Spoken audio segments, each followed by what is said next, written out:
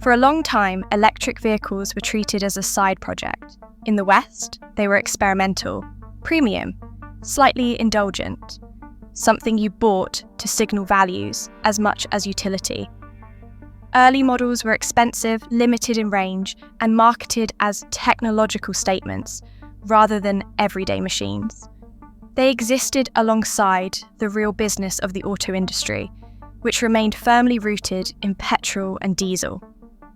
In China, electric vehicles were never framed that way. They were a workaround. By the early 2000s, Chinese automakers understood something uncomfortable but obvious. They would never outcompete Europe, Japan, or the United States at building traditional combustion engines. Too much institutional memory locked inside companies that had been refining the same mechanical systems for over a century. Electric vehicles changed the equation. They removed complexity, fewer moving parts, less mechanical heritage, more reliance on batteries, electronics, and software, areas where China already had manufacturing depth and a growing domestic supply chain. What looked like a technological gamble from the outside was, internally, a strategic pivot away from a battle China had no reason to fight. This is where the story really begins.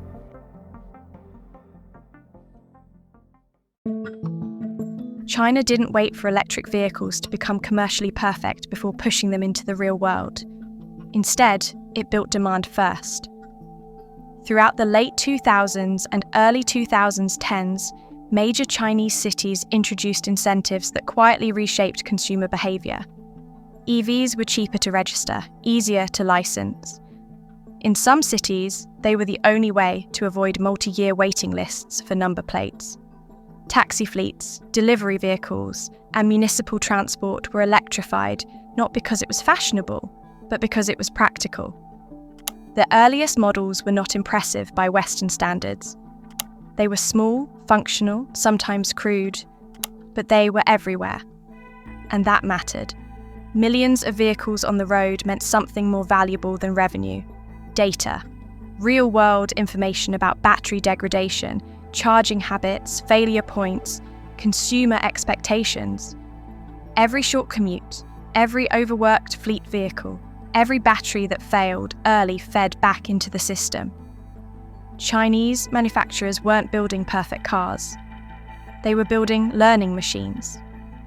While Western automakers debated whether EVs would cannibalize their most profitable models, Chinese companies were accumulating experience at a scale no competitor could match. If electric vehicles are the new oil, batteries are the refineries. This is where China's advantage became structural. Long before EVs dominated headlines, Chinese firms were investing heavily in battery production and chemistry. CATL, BYD, and others scaled manufacturing capacity aggressively, driving costs down through volume rather than waiting for breakthroughs. One decision, in particular, would later prove decisive: the embrace of lithium iron phosphate batteries. LFP batteries weren't glamorous. They had lower energy density than nickel-based alternatives and didn't excite spec sheet comparisons. But they were cheaper, safer, longer-lasting, and easier to manufacture at scale. For mass-market vehicles, those trade-offs made sense. Western manufacturers hesitated. Premium branding demanded range and performance figures that looked impressive in marketing campaigns. Supplier relationships and legacy assumptions reinforced the preference for more expensive chemistries. China moved in the opposite direction. By the time Western automakers began reconsidering LFP batteries, Chinese firms had already optimized them, scaled them, and integrated them into vertically aligned supply chains.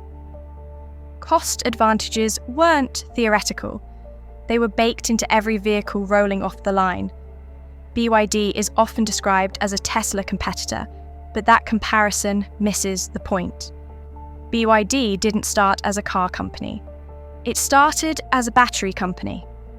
That origin shaped everything that followed. Rather than outsourcing critical components, BYD built inward. Batteries, power electronics, vehicle platforms, assembly. Vertical integration wasn't a branding choice, it was an efficiency strategy. The company didn't chase headlines or cultivate a cult of personality around its leadership. It released vehicles steadily across multiple price points and refined them with each iteration. Some models failed. Others succeeded quietly. The portfolio expanded. By the time the rest of the world noticed, BYD wasn't an upstart, it was an industrial machine. When BYD began rivaling, and in some periods surpassing, Tesla in global EV sales, it wasn't because of a single breakthrough. It was because it had spent years compounding marginal gains, cheaper batteries, tighter supply chains, faster iteration cycles. The result wasn't dominance by disruption, but dominance by accumulation. Europe was never supposed to be easy. It had strong domestic automakers, demanding consumers, and a deep attachment to automotive heritage. But it also had high fuel prices, dense cities, and increasingly strict emissions rules. For Chinese EV makers, it was the ideal proving ground. They didn't arrive loudly. Vehicles entered through partnerships, leasing fleets, and targeted urban markets. Pricing was competitive. Features were generous. Design improved rapidly. Consumers compared specifications and prices, not national origin stories. Slowly, market share followed. Tariffs and regulatory scrutiny eventually arrived, but by then the pattern was established. Chinese EVs weren't curiosities. They were viable alternatives, often cheaper, often newer, often easier to live with. Brand loyalty eroded faster than policymakers expected. The United States responded differently. Tariffs, national security concerns, and subsidy rules effectively locked Chinese EVs out of the market. On paper, this protected domestic manufacturers. In practice, it removed a powerful source of price pressure and learning. American automakers found themselves trying to scale EV production while simultaneously preserving profits from combustion engines. The transition became a balancing act rather than a clean pivot. China, by contrast, had already crossed the point of no return.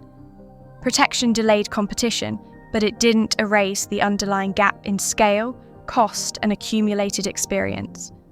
The most decisive gains didn't happen in Europe or the US. They happened everywhere else. In Southeast Asia, Latin America, parts of Africa, and the Middle East, consumers weren't switching brands. They were buying their first cars. Charging infrastructure was developed alongside vehicle sales. Financing, software, and servicing were bundled into cohesive offerings. Chinese manufacturers didn't just export cars, they exported systems. In these markets, price mattered more than heritage, and availability mattered more than reputation. Chinese EVs fit the moment perfectly. By the time Western automakers looked outward, many of these markets were already spoken for. Western narratives often frame competition as a race for the next breakthrough.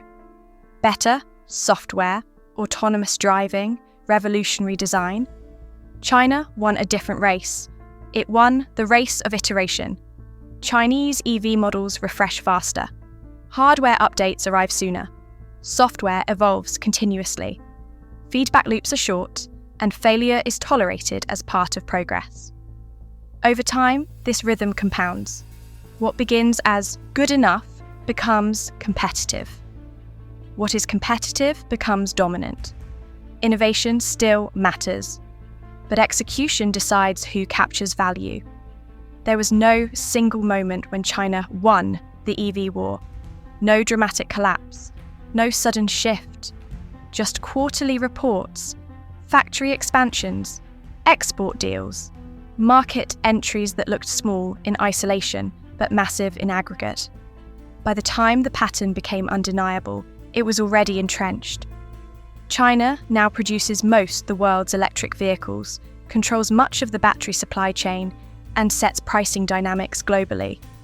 This didn't happen because of one company or one policy. It happened because EVs were treated not as a niche product, but as industrial infrastructure. That distinction made all the difference.